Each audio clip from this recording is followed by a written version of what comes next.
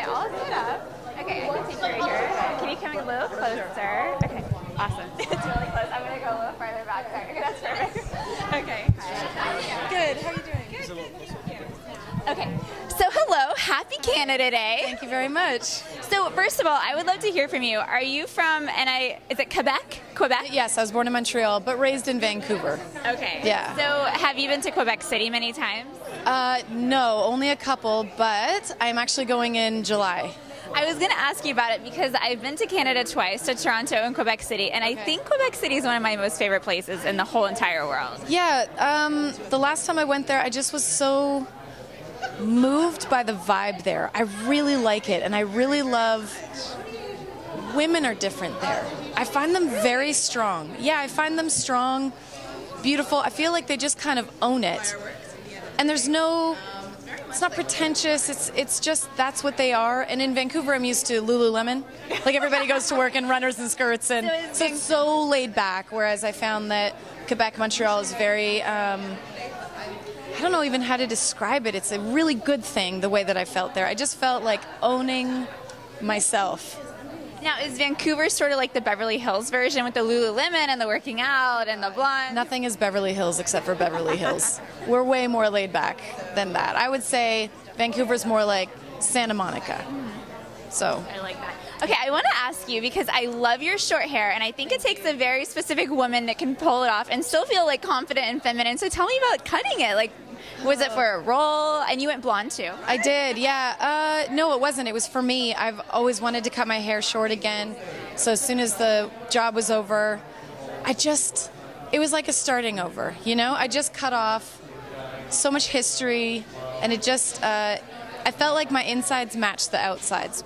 So I feel very feminine still, but not all the time. There's some days where I feel like Justin Bieber, and I'm like, maybe it's time to grow this out.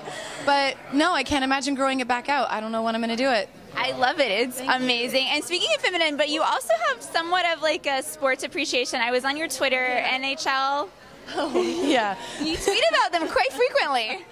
Yeah, I mean, I think it's really fun. I've grown up playing sports. I love playing sports, and so it's a vibe that I feel the most comfortable being a part of, is that I play basketball, like with women on Tuesdays. I started a softball team with my neighbors, so we're terrible. So what's your team though? Like for National or Hockey League, who's your team that you always go for? I mean, I have to go for the Canucks, just because I'm loyal to them for sure.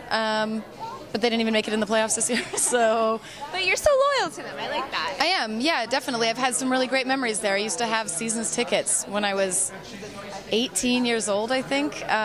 Should have never given those up in the breakup.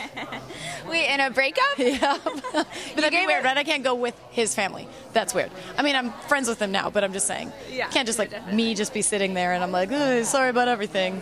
And then watch the game. So with it being Canada Day, I mean, I've experienced it myself. I feel like every Canadian I've ever met has just been so nice and sweet and down to earth. Do you think that that's true, or is that just sort of like a big misconception? I mean, I think there's jerks everywhere. I believe that. But I do think that there's a difference. I think that there's a different mentality in Canada that I really appreciate and I'm proud of.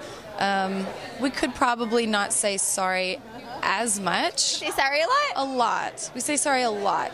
It should be hashtag sorry, not sorry. Yeah, that's exactly right. Boy, bye. Obviously, you're a little bit of a Beyonce freak as well. Absolutely. Okay, so I want to know that what are your 3 favorite things about Canada, whether it's food or places to visit? Like, what embodies Canadian culture to you the most? Okay, well, for me, it's definitely got to be the mountains and the ocean. So Vancouver, geographically, is one of my favorite things. I think it's so stunning. Every time I go back home, I'm so excited because there's weather. Yes. And I really appreciate that. Cozy sweater weather, too. Yeah, I actually think it's really important. I think that it's good for us to sit inside, and I know that people call that depression.